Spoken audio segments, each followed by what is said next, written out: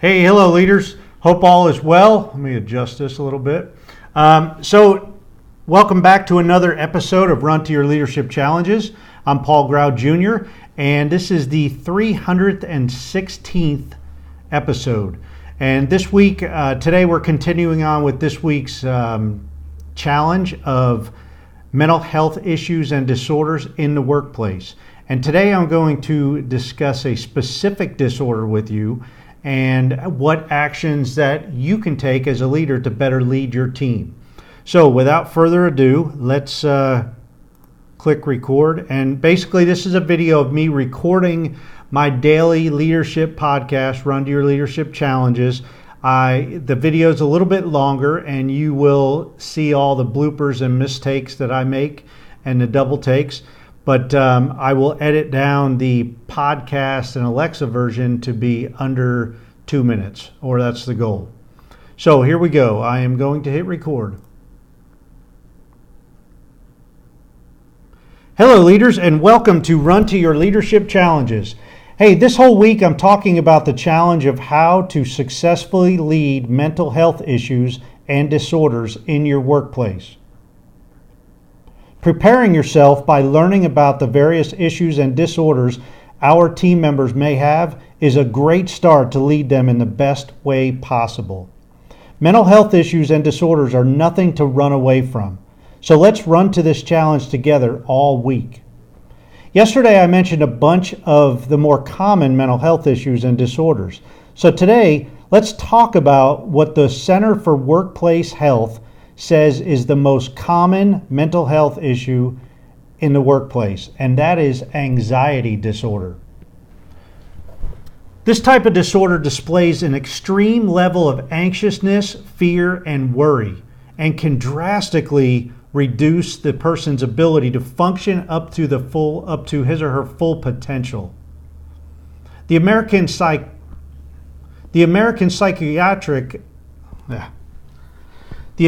Psychiatric Association lists numerous disorders that are closely linked to anxiety disorder to include separation anxiety disorder, which is a disorder of excessive and persistent fear of separation from home or from attached individuals, certain phobias, disorders of intense irrational fear of specific items or events or places, social anxiety disorder, which is a disorder of extreme discomfort with social interactions or situations, panic disorder, and panic attacks, which are sudden experiences of intense terror that include sweating, dizziness, increased heart rate, and feeling like you are losing control or dying, and generalized anxiety disorder, which is a condition of excessive, constant worry about a wide range of items, events, and topics,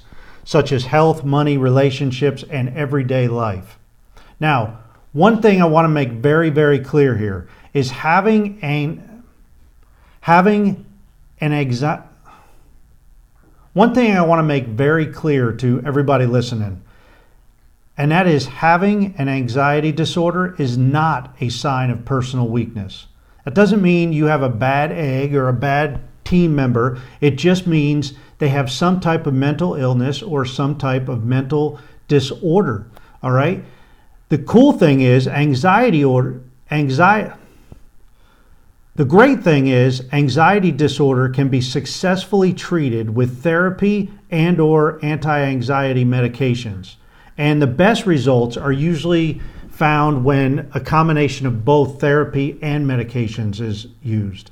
Unfortunately, less than 1/4 of the people with anxiety disorders seek help or treatment. And that's why it's important for all leaders to take an active role in showing support and encouragement to all their team members. According to the World Health Organization, an estimated 12 billion working days will be lost to untreated depression and anxiety by the year 2030. And according to them, this will cost the global market an estimated $925 billion. That's billion with a B. That's a lot of cash.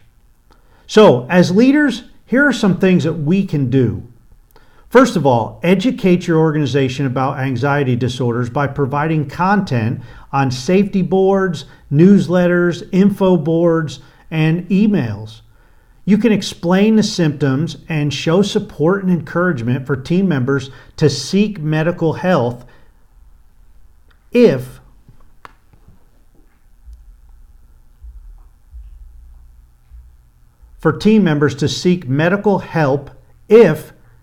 they think they're experiencing symptoms.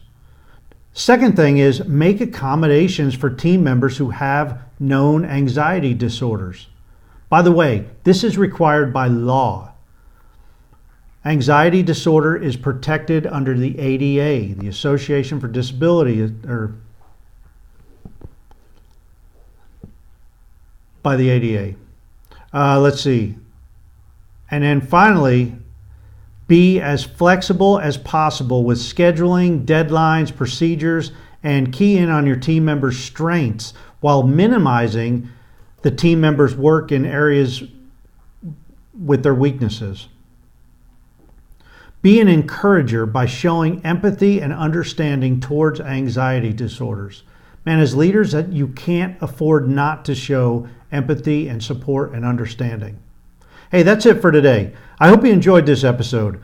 Please join us tomorrow as we'll talk about another specific mental health issue in the workplace. Have a great rest of your day, and until tomorrow, run to your challenges.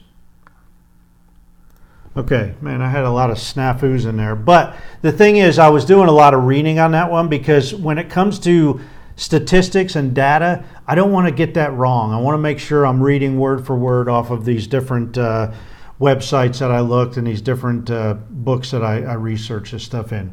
So the bottom line is anxiety disorders are, according to this website, the most common disorder in the workplace. All right. And this isn't just general worry and fear. This is like an excessive amount of worry and fear. So if you think that's you, man, get help. All right. On a side note, I'm going to reveal at the end of the week a few disorders that I had or have and have sought help and talked to a counselor about.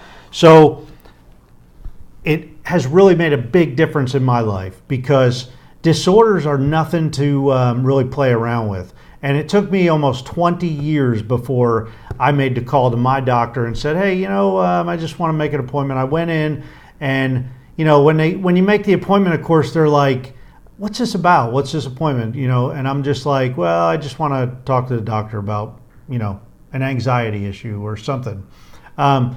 So make that call, go in. The doctor was very understanding. He referred me to a local counselor, which is specializes in the disorder that I have. And basically, it's awesome. It's helped me a lot. It's been a real game changer in my life. So as the week proceeds on, I will reveal more of that. But as a leader, step up, show encouragement, do your research, dig in more on anxiety disorder. If this is one of the most common disorders in your workplace, you should know more about it because the chances are, it says a third of the American population has this type of disorder.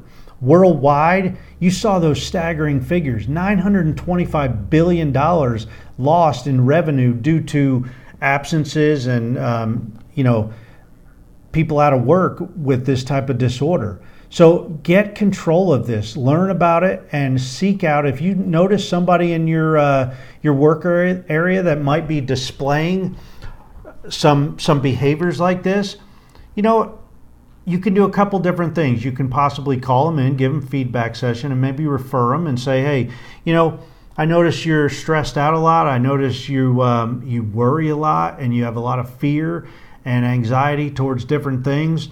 Here's some literature I found or a couple websites. You might want to check them out, because and be very supportive. All right. Now it does cross the HIPAA line once they go to the doctors in the U.S. here. You cannot just come out and ask them, hey, what was your diagnosis? But if they provide an accommodation letter saying that they have some kind of disability, then you have to show accommodation. So that's it for today. I'm going to get off of here, man. I just went over 10 minutes, and I'm going to try to shorten these videos down a little bit. But I hope you enjoyed this. Come back tomorrow, and we're going to talk about a different disorder and some different tips. Have a great day, and run to your challenges.